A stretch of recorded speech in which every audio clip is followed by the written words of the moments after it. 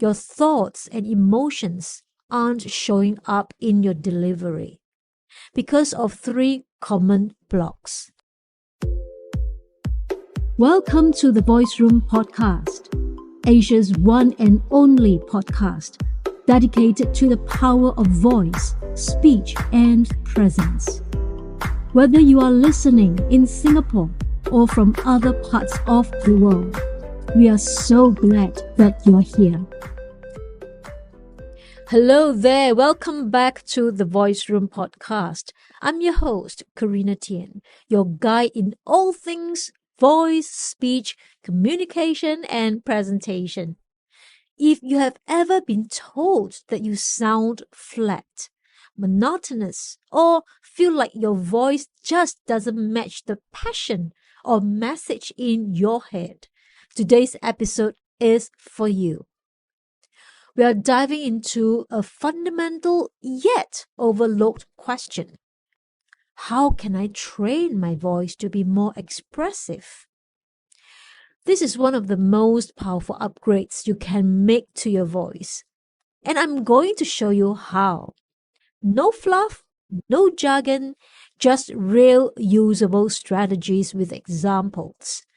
We will bust some myths, look at science, and yes, I'll give you exercises to try today. So let's get into it.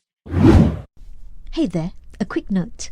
Enrollment is now open for the Voice Room Masterclass 2026. If you have been enjoying these episodes and want to take your communication skills to the next level, this program is for you. The next intake starts in June and spots are limited. So visit thevoiceroom.com/masterclass to save your spot. Now back to the show. Let's start with the why. Your voice doesn't just carry words. It carries emotion, authority, warmth, energy, urgency, and confidence. In fact, research from Dr. Albert Mehrabian in the 1960s, yes, it's a little bit controversial, but still often cited, suggests that when communicating emotion, only 7% is conveyed by words. The remaining 93% is the tone of voice and body language. Of course, the 7-38-55 rule isn't a blanket rule for every context, but we all know this. It's not what you say and it's how you say it. So how do we move from flat to expressive? Let's dive in. The first thing to understand is, if your voice lacks expression, it's usually not a vocal cord issue, it's a connection issue. Your thoughts and emotions aren't showing up in your delivery because of three common blocks. Number one, you're focused on being correct instead of connected. Number two, you are over-controlling your voice, trying to sound professional or nice. Number three, you haven't trained the muscle of expressiveness, breath, pitch, rhythm, and intention. So let's break it down. There are basically 4 tools every expressive speaker uses. Number 1, pitch. This is melody. You don't need to sing, but you do need to move your voice up and down to reflect emphasis, curiosity, and certainty. Flat pitch equals to boredom. Number 2, pace. How fast or slow you speak. Speeding up builds excitement. Slowing down builds gravity. So you have to master both. Number 3, pauses. Don't fear silence. A well-placed pause can make people lean in. It signals importance. It gives your ideas space to land. Number 4, volume and intensity. Not shouting, but dynamic shifts. Whispering is powerful when contrasted with louder moments. When you train all four of the above and connect them to what you feel and mean, your voice becomes alive. Okay, let's talk about the training. I want to give you some exercises that you can start right now. Number 1, emotional read alouds. Take any paragraph, a news article, children's book, or even your email. Read it aloud in different emotions: excitement, boredom, sarcasm, urgency, kindness, whatever. Why? This helps you build emotional range and learn to shift tone without changing the words.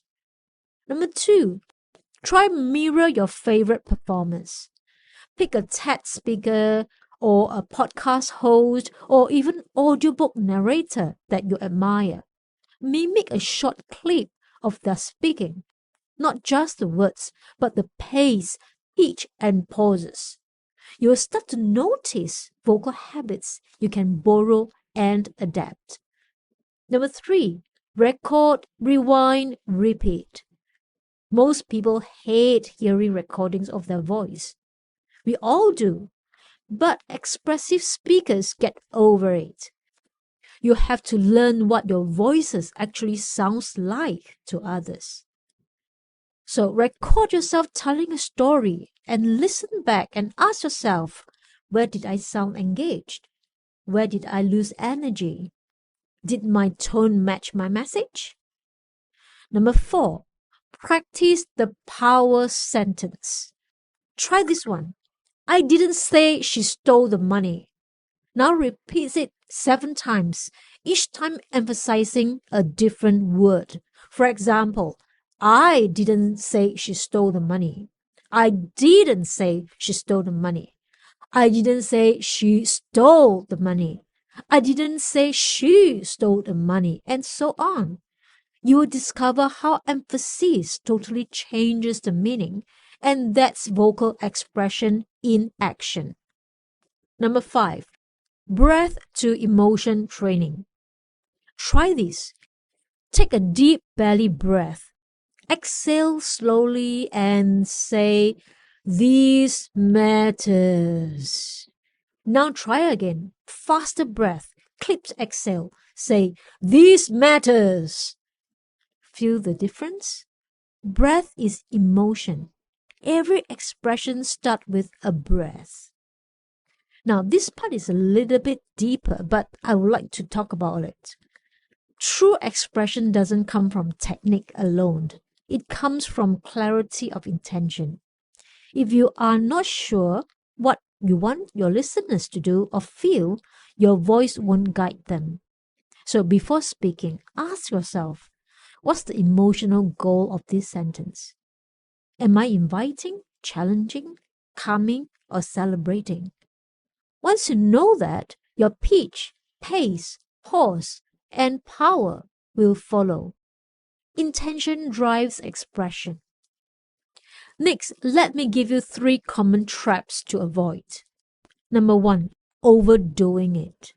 Expressive doesn't mean dramatic. You don't want to sound like you are narrating a soap opera. The goal is natural, not theatrical. Number 2, performance voice syndrome. If you turn on a fake voice when presenting or podcasting, people will feel the disconnect.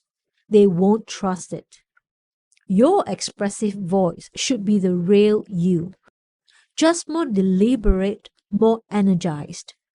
Number 3, ignoring your body. Yes, your voice lives in your body. Posture, tension, and movement all affect vocal freedom. If you want to sound more expressive, get out of your head and into your breath. I once coached a finance executive. Let's call her Melissa. She's brilliant. She articulates so well, but flat delivery. She said, "Karina, I just don't emote." We didn't start with voice. We started with breath and intention. We had her record her weekly team updates.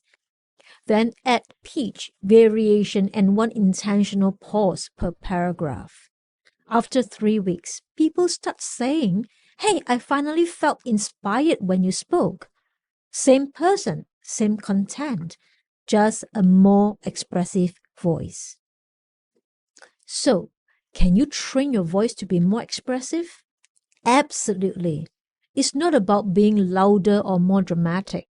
It's about clarity, connection, and conscious use of your vocal tools. And here is your challenge. For the next 7 days, record one paragraph every morning, playing with different tones and intentions. Small daily practice builds expressive muscles. So that's the wrap for today's episode of the Voice Room podcast. I hope this gave you a fresh, practical take on how to unlock more life, emotion, and power in your voice. If you enjoyed this episode, share it with a friend or colleague. Subscribe and rate the show. It helps more than you know. Leave me a comment with your thoughts and questions. And follow me on Instagram at The Voice Room and LinkedIn at Karina Tian for daily tips and behind the scenes. I'm Karina and I can't wait to see you in the next episode.